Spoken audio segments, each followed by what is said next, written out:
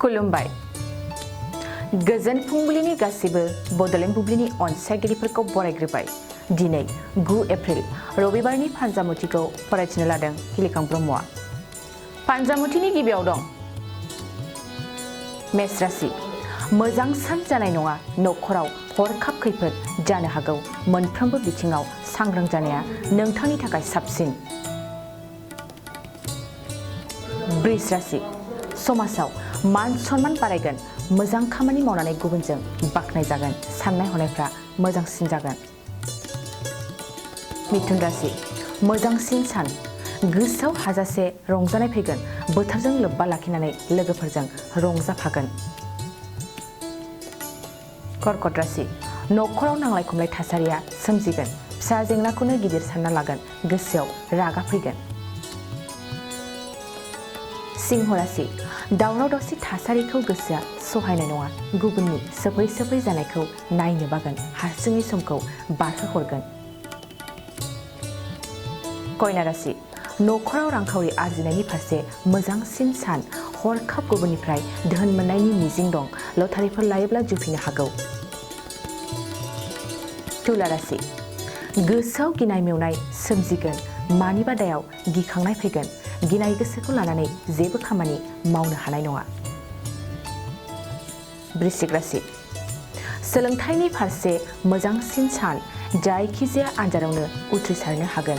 थांखि जाफुंसारनायाव गोसोआ खुसि जागोन। धनु राशि। हरखाब गुबुनजों मान गैयै खालामजागोन। गुबुननि नोजोराव नोंथाङा जेंनायाव गोग्लैनो हागौ। लोगोखौ फोथायनायनि सिगां सानग्रोनाया मोजां। मकर राशि।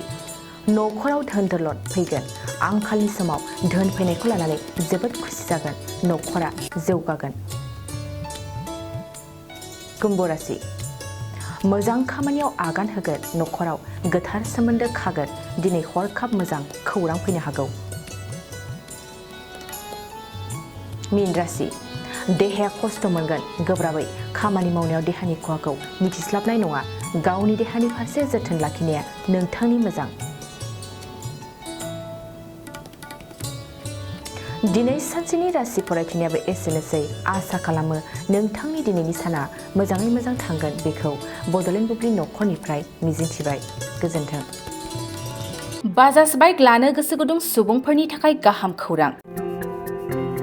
क'क्राझार जिल्ला सेरफांगुरियाव थानाय फुंखा इन्टारप्राइज बाजाज श'रुमा 10, 11, 12 आरो 13 एप्रिलाव सानब्रैनि हाबाफारिजों मेगालन लोगोसे एक्सचेन्ज मेला खुंफुंदों।